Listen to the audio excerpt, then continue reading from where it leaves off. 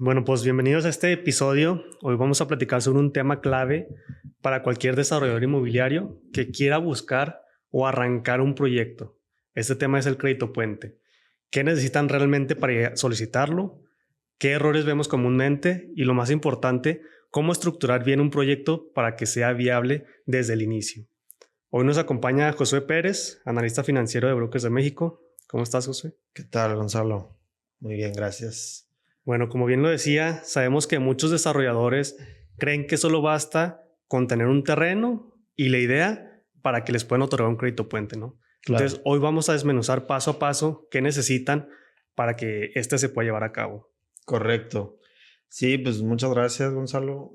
Realmente creo que este espacio es importante dar todo el contexto de lo que se necesita y lo que se ocupa para obtener un fondeo más que un crédito puente. Todas las etapas, cómo se van desarrollando cada proyecto desde etapas tempranas hasta etapas ya más finales. Entonces, creo que es un buen espacio para comentarlo, para platicar sobre el tema. Y pues adelante, si gustas, empezamos. Claro, bueno, yo creo que deberíamos arrancar con lo más básico, que es el terreno.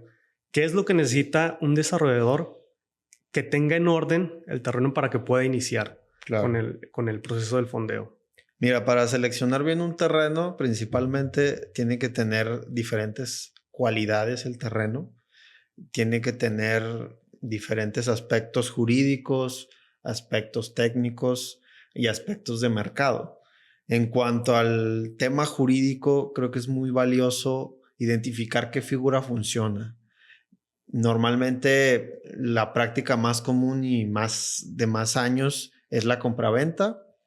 Así es. Estableces tu precio por metro cuadrado, llegas a un acuerdo con el propietario y ahora tú eres el dueño. Pero hay veces que los terrenos tienen mucho potencial y no quieres descapitalizar la empresa o en ese momento no tienes el recurso para adquirirlo y hay diferentes figuras como el fideicomiso para manejar una aportación en donde el propietario actual se vuelve como un socio pasivo tuyo que entra contigo al riesgo, por así decirlo, Sí. y le vas pagando en el tiempo, le vas pagando con unidades. Hay muchas configuraciones que se pueden hacer y que pueden funcionar en un fideicomiso. Entonces yo creo que es identificar esa figura. Puede ser también un socio capitalista que te lo aporte, diferentes configuraciones, ¿no? Pero yo creo que también se vuelve clave tener esa certeza antes de cualquier decisión, ¿no? Muchas veces se tiene la buena intención, se tiene las buenas ganas, por así decirlo, de querer cerrar un terreno, ya tener en la mente el anteproyecto, creer de que aquí jalan departamentos o aquí jala vivienda o aquí jala comercio, pero no tienes todavía esa certeza jurídica y puedes llegar a empezar a trabajar o invertir tiempo a algo que si no lo tienes con esa certeza, puedes perder ahí un poco de tiempo, ¿no? Claro. Oye, José, ¿y qué pasaría en el caso de que un propietario de un terreno te diga, ok, yo te aporto el terreno en un fideicomiso, pero no lo puedes grabar? ¿Tú Claro, crees que una institución financiera quiera acceder a fondear un proyecto de esta manera? correcto. Mira, en la banca tradicional, en las instituciones mexicanas, por cómo funciona, realmente es imposible. No imposible, pero muy complicado esta figura, porque básicamente es la garantía del crédito. Claro, Entonces, la garantía, al volverse la tierra la garantía, pues es necesario ese gravamen para que el banco tenga esa certeza de que estás poniendo el proyecto en cuestión. Y es bien importante, ya sea con fideicomiso, esto sucede más con fideicomisos, cuando es tierra tuya, pues la aportas y se desarrolla, ¿no? claro. Pero cuando es fideicomiso, sí es muy recomendable que llegues a un acuerdo con el propietario para que se establezca esa parte. Al final, el propietario cuando entra al fideicomiso, él sabe que está yendo al riesgo contigo. Evidentemente que se tienen que cuidar todas las partes de cláusulas, de más cuestiones ya más técnicas jurídicas, pero sí es bien importante que se pueda grabar. Ahora, no quiere decir que si tienes un proyecto con estas características no se pueda conseguir un fondeo, pero ahí ya pierde la característica de crédito puente, ahí ya entraría un equity o entraría deuda privada, que en este caso ya entra una configuración diferente con retornos diferentes, pero sí es bien importante tener todo tu layout jurídico del terreno para entonces saber por qué canal se puede guiar. En Brokers de México lo que hacemos es guiarte a decir, si lo tienes con la opción A, la opción B o la opción C, buscar el canal idóneo para que el proyecto se desarrolle. Perfecto. Y una vez que todo el terreno está en orden, lo indispensable yo creo sería tener un buen estudio de mercado que compruebe la demanda del proyecto, ¿no? A su vez, que un modelo financiero sólido que respalde la viabilidad financiera. ¿Qué nos puedes comentar acerca de esto? Claro. Yendo un poquito antes de cerrar con el terreno y como comentas del estudio de mercado, también los terrenos tienen que tener potencial. Hay mucha tierra aún en lugares como México y creo que los terrenos donde tienen más potencial es los que hay que buscar. Creo que aún está un poco sin madurar aún zonas campestres o zonas que no tienen todavía el potencial y empieza la especulación o empieza la proyección a futuro y muchas veces hay zonas que evidentemente tienen ese potencial pero son muy muy marcadas, ¿no? Entonces a partir de eso, ya que identificaste un terreno en diversas plazas que puede ser, que esté bien ubicado, que ya llegaste a un acuerdo, que ya tienes esa certeza jurídica, hay que ver qué producto quiere el mercado, ¿verdad? Así es. Evitar la parte romántica de los proyectos, evidentemente que tienen que tener una fachada, un buen proyecto arquitectónico, pero hay que ver qué quiere el mercado, qué es lo que te va a absorber el mercado, ¿no? Entonces, a partir de eso, podemos identificar el precio por metro cuadrado, que es lo que el mercado está dispuesto a pagar, en qué zona está dispuesta a pagar y también que el terreno soporte el costo del terreno, lo que va a soportar el valor del proyecto. Claro. Normalmente el terreno en zonas muy plusvalizadas alcanza hasta un 17-18% de tu valor comercial de proyecto. Entonces, creo que viene ahí una diferencia que podemos notar en la parte de lo que se concibe como idea y lo que el mercado accede o el mercado absorbe, ¿no? Uh-huh. Y hablando de esta parte de lo que puede acceder el mercado, digo, claro está que tú tienes que plantear proyecciones, tienes que tener un modelo financiero sólido. ¿Qué pasa cuando un desarrollador presenta una proyección financiera donde tiene una utilidad del 5 al 6%? ¿Qué se pudiera manejar ahí? ¿O cómo ves tú esas situaciones donde presentan una utilidad baja cuando aún está en proyección? Claro. Sí, como comentas, al final del día son proyecciones, ¿verdad? Las proyecciones son para prevenir el futuro, pero normalmente hay cambios, hay situaciones externas en donde sucede que hay un sobrecosto, un gasto operativo un poco más elevado, imprevistos. Entonces, de entrada yo creo que tienes que proyectar todos esos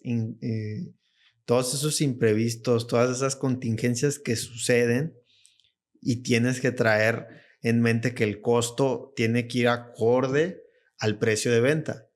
Pero tampoco puedes querer que porque aumentó tu costo, aumentar automáticamente tu precio de venta porque el mercado no lo va a absorber, ¿no? Claro. Entonces, esas partes también, las instituciones, los fondos, quieren ver proyectos que tengan absorción, tengan flujo, que estén sanos como tal. Y en Brokers nosotros lo que hacemos es todo ese layout, toda esa ingeniería financiera que se requiere para encontrar un punto idóneo en que el proyecto sea viable financieramente. Es decir, desde la concepción de la idea financiera hasta la ejecución del proyecto ya operando, ¿no? Ujú. Y bueno, una vez tenemos amarrada esta parte, otro factor clave que yo creo para iniciar con la gestión es el tema de permisos y licencias. Claro. ¿Tú qué crees que es necesario que ya deben de tener los desarrolladores al momento que quieren iniciar el proceso de fondeo? Es decir, Claro. hablamos que existen licencias de construcción, factibilidades, N permisos, pero ¿cuáles tú crees que son los importantes que se deben de tener al momento de iniciar? Sí, mira, realmente ya cuando llegas a una etapa de permisos y licencias es porque ya tienes tu estudio de mercado, la hipótesis que se tenía al momento de adquirir la tierra, al momento de ya concebir un anteproyecto. Yo creo que ahí ya es cuando llega el momento de conseguir todas esas gestiones, esas gestorías en una etapa en la que ya tienes todo comprobado de mercado, ¿no? Así es. Entonces tienes que tener tus factibilidades de agua, de luz, el tema de toda la permisología extra como medio ambiente, Uso de suelo. uso de suelo, gas, etcétera, ¿no? Esa parte sigue siendo previa al fondeo. Tú tienes que tener en ese pre, toda esa parte completa para que sea atractiva, porque esa parte muestra una solidez de que tú como desarrollador estás invirtiendo de manera inicial en el proyecto, estás absorbiendo el tema de los permisos, estás absorbiendo el tema del proyecto ejecutivo, arquitectónicos, marketing, todos esos costos indirectos de arranque se están cubriendo y genera certidumbre. Caso contrario de proyectos que tienen una buena hipótesis, pero esa inversión se queda un poquito rezagada y es lo que provoca que no genere tanta certidumbre. Claro. Y como bien lo mencionas, yo creo que hemos visto, nos ha tocado, tenemos la experiencia trabajando con diferentes instituciones, el tema que les gusta ver que el desarrollador ya haya aportado capital al proyecto. Como bien Claro. lo mencionas en temas de permisos, licencias, incluso hasta tema de obra, ¿no? ¿Tú recomiendas que un desarrollador al momento de iniciar tenga ya algo de obra o que esté en ceros? ¿Qué porcentaje tú recomiendas que deberían tener? Claro. Mira, lo que sucede de esa parte es que necesita el proyecto estar con esa madurez necesaria y sólida para un fondeo. ¿Qué pasa? Cuando se fondean los proyectos, se requiere una aportación a capital. Puede ser mediante socios, mediante inversionistas. Tienes que tener tu estructura de capital de dónde va a provenir el recurso. Y entonces con esa estructura de capital puedes cubrir toda la parte preoperativa y después ya hacer una inversión en obra. Normalmente los proyectos que tienen obras son todavía más atractivos para un banco, para un Claro. fondo, porque ya traes ese flujo, ya traes esa dinámica en la que puedes tener garantizado que vas a concluir el proyecto. Muy bien. Bueno, ahora yo creo que el tema más delicado, además de la solvencia, yo creo que la experiencia del desarrollador es sumamente importante para las instituciones.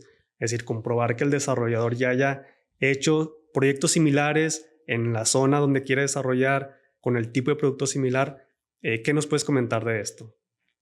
Mira, la experiencia es un tema subjetivo por muchos factores.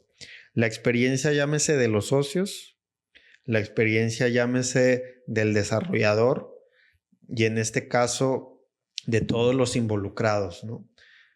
Experiencia, yo creo que es un punto muy clave en los proyectos que son de primer proyecto, más que nada, Sí, son los más complejos, pero no son imposibles. Se puede conseguir, si hay un proyecto que tiene madurez, que tiene todo esto que ya comentamos, es viable buscar un fondeo, porque quizá es una persona que lleva años en el tema de la construcción, en la arquitectura, ya tiene ese know-how de los proyectos previamente y ahora va a incursionar. Es normal que cuando se arranca no se tenga esa experiencia previa, pero también es muy importante poder comprobar que la experiencia de proyectos anteriores, de proyectos terminados, y que haga congruencia con lo que ya se había realizado previamente. Vamos a poner un ejemplo.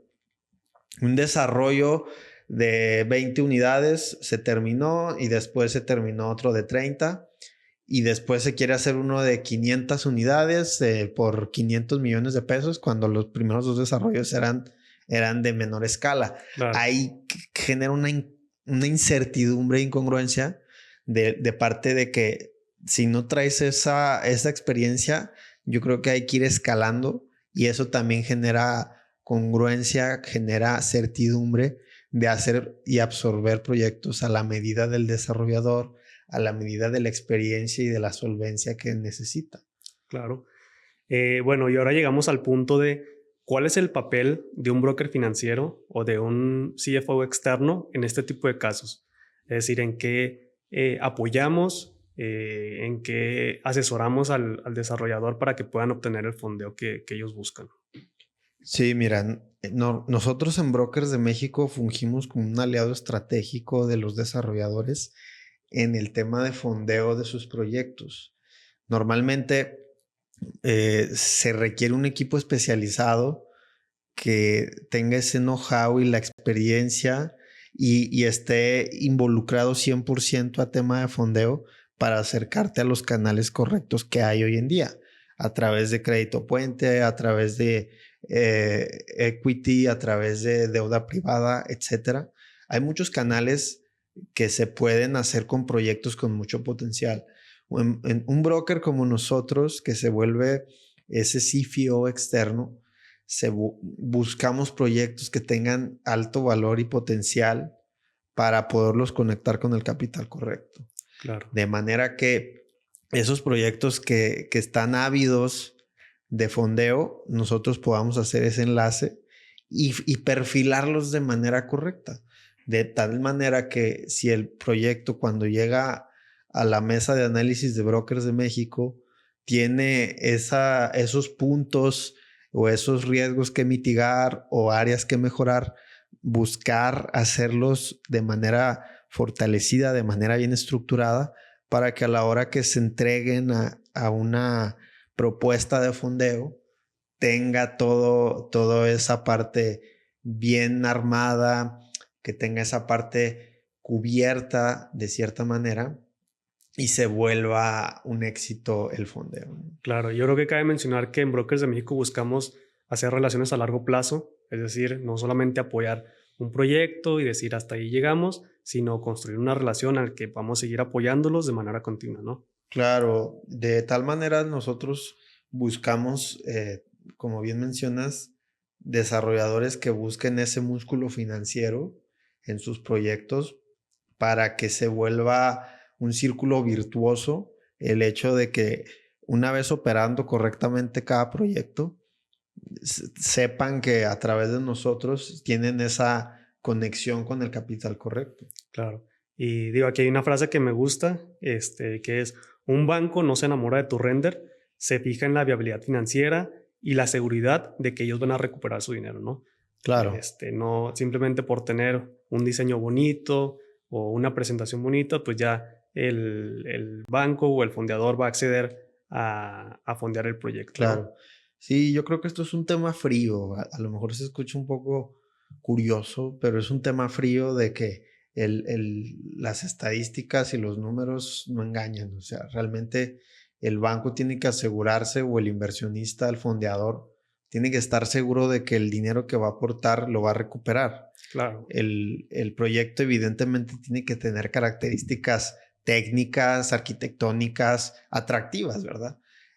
Pero en lo que nos compete a nosotros como ingeniería financiera es que toda esa parte de la cobranza, de la parte de la garantía, los aforos, de la parte técnica, toda esa parte operativa tenga ese sentido, tenga esa viabilidad y entonces ya se genera ese clic, ¿no? Claro. Y en los años de experiencia que tienes como analista financiero en la firma, ¿tú cuáles crees que son los errores más comunes en los desarrolladores a la hora de querer acceder a un financiamiento? Mira, yo creo que lo más importante de cualquier desarrollador que quiera iniciar un proyecto para fondeo es tener claro en qué etapa está. Tener claro si está en etapa preliminar, si está en etapa de construcción o si está en etapa final. Evidentemente que de todas se puede generar el vínculo para acceder. Normalmente llegan a una etapa preliminar sin los permisos, sin la tierra, sin todo lo que ya se requiere, y es complicado poder acceder a un fondeo sin todo ese layout previo, ¿no? Claro. Y más que un error, es una parte de desarrollar y hacer que el proyecto madure. Porque los proyectos tienen que ser atractivos para el fondeador que va a aportar y a creer en el desarrollador, porque al final el desarrollador es el que administra el recurso, y ahí es donde creo que sucede. Volvemos al punto de la selección de la tierra, la selección del estudio de mercado, la selección de la ciudad donde lo vas a desarrollar, el tipo de producto que vas a hacer, si es vivienda media, vivienda residencial, que la zona tenga esa potencial para desarrollarse, ¿no? Claro. Y bueno, yo creo que esa parte que mencionas de la administración del recurso es muy importante, dado que pues este capital que se invierte, que ministra las instituciones, pues no es dinero gratis, ¿no? Claro. Pienso que los desarrolladores deben de ser muy celosos de administrar el recurso, no porque les llegue una administración de no sé, 10, 20 millones, pues ese dinero lo van a tomar para hacer otro proyecto, para comprar otra tierra, o sea, debe ser exclusivamente para la obra del proyecto que están desarrollando, ¿no? Totalmente. ¿Qué opinas también del tema de las ventas, de los tiempos que se deben de cumplir en las ventas, o sea, tener una absorción mensual en los proyectos? ¿Tú qué opinas? ¿Cuál debería ser el número en una absorción que debería ser idóneo para que pueda fondearse? Sí, mira, realmente lo que sucede es que necesita el proyecto tener esa madurez, como lo comentaba, y no existe un parámetro de decirte que tenga todo vendido, porque también tener todo vendido y si no lo tienes ese recurso en la obra, genera una incongruencia. Yo creo que entre un 30 y un 40%, también cuidando los enganches que recibes para no apalancar el proyecto de manera previa, porque tienes también que pagar el fondeo, y el fondeo se paga de la cobranza de las ventas. Claro, entonces ¿tú qué monto recomiendas más o menos? Yo estimo entre un 30 y un 50%, pero siempre y cuando esté moderada la cobranza. Claro. Yo creo que puedes vender contados, puedes vender 30, 40% de enganches, pero que tu media de cobranza sea el 30%. ¿Para qué? Para que no dispongas de manera anticipada el recurso del proyecto y tengas para cubrir el fondeo. Porque ¿qué pasa? Si tú recoges, si es un proyecto tan bueno que tiene tanta entrada de capital, puedes construir el 70-80% del proyecto con eso y el restante con un fondo externo. Claro. O hay proyectos que al revés, con poquito enganche o con una solvencia, un poquito de absorción menor, el fondeo te sirve para que las ventas empiecen a acelerar, ¿no? Entonces, tiene mucho que ver el tema monetario y el tema ventas. Claro. Puedes tener el 100% vendido, pero con puros enganches del 30% y tienes un 70% de cobranza. Y al revés, puedes tener el 40% vendido con 100% de enganches y tener un 50% solo de cobranza. Entonces, viene a ser una variación, pero entrando en un punto específico, se recomienda, en Brokers de México recomendamos un 30-40% de ventas para que el proyecto tenga madurez y tenga acceso a un fondeo correcto. Ok. Una duda que nos preguntan mucho los desarrolladores es el tema de, a la hora de amortizar el crédito puente o cualquier financiamiento, ¿tienen ellos la disponibilidad de hacer pagos a capital antes de empezar a escriturar o es una limitante que se tienen que esperar a escriturar para empezar a pagar capital? Mira, la realidad es que se puede amortizar a capital de manera como lo desea el desarrollador. Lo más sano es escriturar y amortizar. ¿Por qué? Porque obviamente, como mencionabas hace un momento, pues no es dinero gratis, ¿verdad? Existe esa viabilidad de poder liberar, ir amortizando capital. Sin embargo, lo más recomendable es con cada unidad que vas escriturando, vas liberando el crédito, vas bajando el monto de los intereses y es bien importante tener identificado tu calendario de escrituración, ¿verdad? Porque muchas veces también en esa etapa donde ya vas a concluir la vida del crédito, tienes que ser muy eficiente en tus escrituraciones para que los intereses empiecen a reducirse y la rentabilidad no se merme. Claro.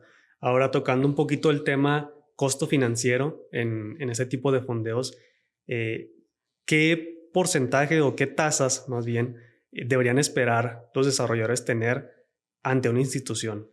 Y digo, también cabe aclarar que las tasas se definen dependiendo del tipo de proyecto, dependiendo del tipo de desarrollador y dependiendo de qué tan avanzado va el proyecto, ¿no? Entonces, ¿qué nos puedes comentar en esta parte? Claro, mira, yo creo que los desarrolladores tienen que tener en claro en qué tipo en qué etapa están como desarrollador. Si están en una etapa temprana, quizá la tasa sea un poco más alta, entre quizá hasta un 22%, Ok. pero viene el costo-beneficio. Ese 22% bien ejecutado en un lapso menor, en un proyecto correcto, te puede abrir las puertas para el día de mañana conseguir un 15% y luego acomodando bien ese 15% ya vas a poder pelear tasas de TIE más 3, TIE más 4, ¿no? Hoy en día la TIE está a 7,5, si mal no Así es. recuerdo. Entonces ahorita si tú tienes un proyecto a TIE más 3, estás hablando de 10.5% anual, que es muy, muy accesible ese financiamiento, pero los proyectos que tienen esas tasas es porque ya tienen previa esa experiencia crediticia también. Entonces, es identificar en qué etapa está el desarrollador para que ese fondeo sirva como palanca para seguir desarrollando.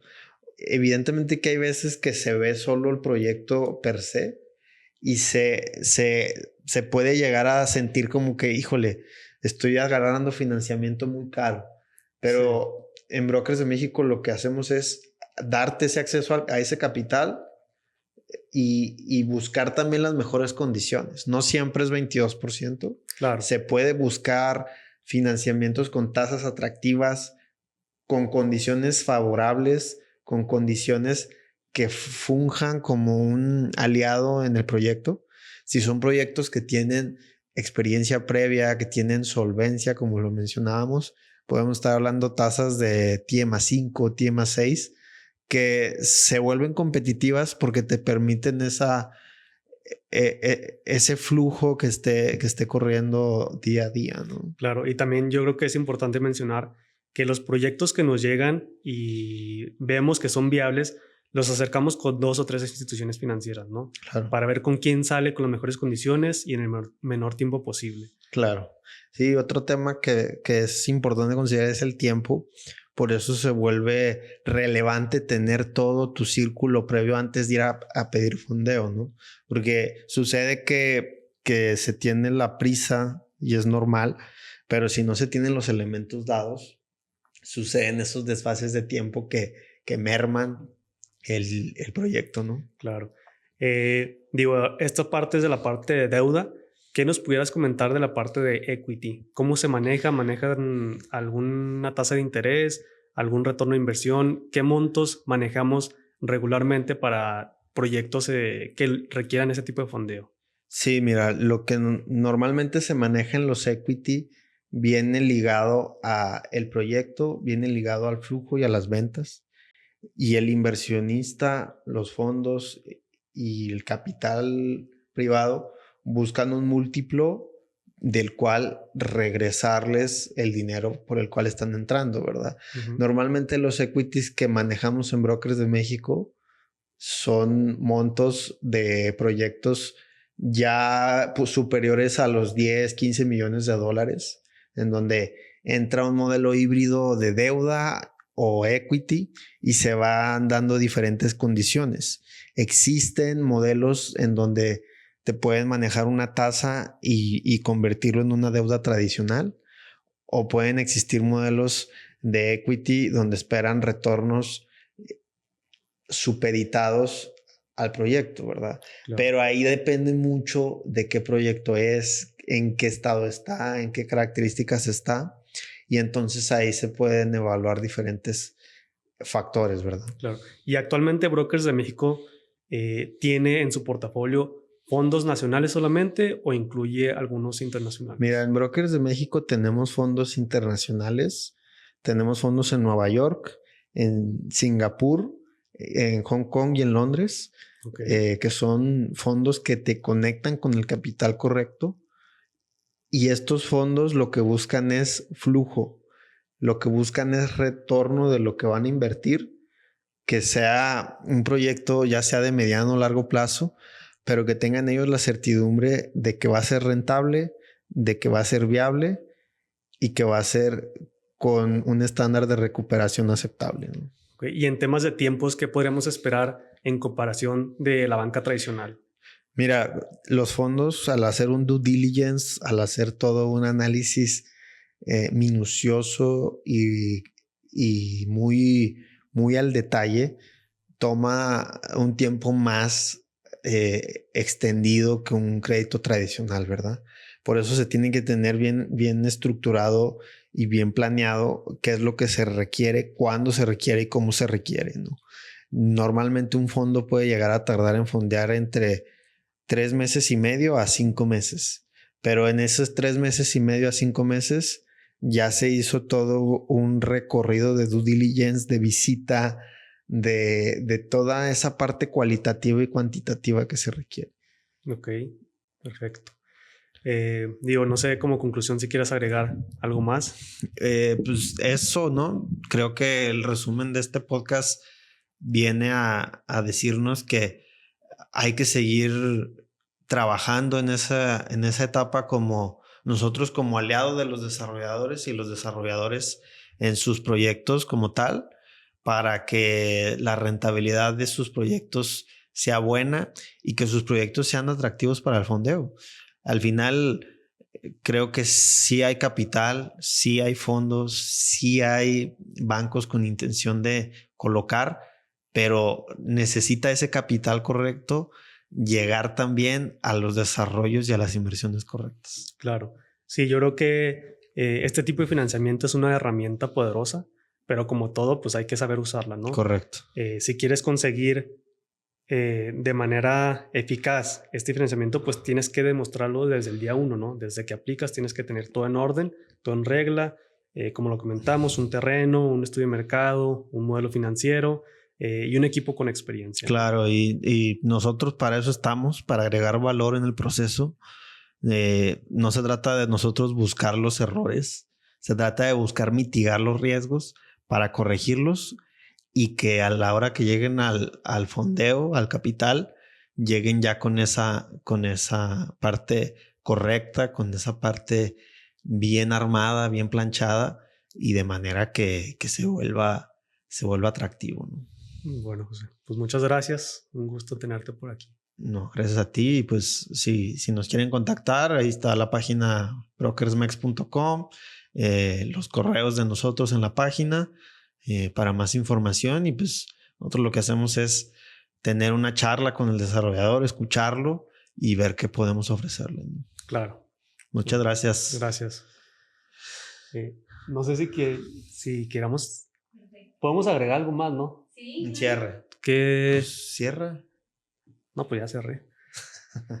Es que ahorita que dijiste lo de que tenemos una charla, se me ocurrió la pregunta de que cuál es nuestro proceso, o sea, cómo lo manejamos, pero no sé si lo quieran agregar. Por eso es la pregunta. ¿Sí? Ah, bueno. En Brokers de México, ¿cuál es el proceso que llevamos a cabo con el desarrollador desde el momento que nos contactan? Sí, mira, desde el momento que nos contactan, nosotros lo que hacemos primero es una charla telefónica o por Zoom para que nos pueda comentar y dar detalles de su desarrollo, conocer en qué etapa está, en qué estatus está, todo el tema que ya comentamos de tierra, estudio de mercado, proyecto, y a partir de ahí nosotros poder hacer un análisis de 3 a 5 días y en ese análisis podemos identificar en cómo podemos entrar, en qué etapa podemos sumar valor y darles esa claridad de si es viable o no entrar con ellos, ¿verdad? Ok. Ser muy transparentes y muy directos a cuándo podemos apoyar y también en qué situaciones no podemos apoyar. Ok, entonces esta llamada preliminar es para tener un contexto de cómo está el proyecto, en qué etapa está. Así es. Después se le solicita información para ya realizar un análisis más frío y ya, como bien lo comentas, posteriormente ver cómo podemos apoyarlos. Claro, a partir de ahí ya que buscamos también el cómo sí, ¿verdad? Claro. Que ya existe esa viabilidad por parte de nosotros. Iniciamos el proceso, iniciamos la formalización con el desarrollador y buscamos ahora sí que las 2 o 3 alternativas más idóneas para su desarrollo. Ok, perfecto.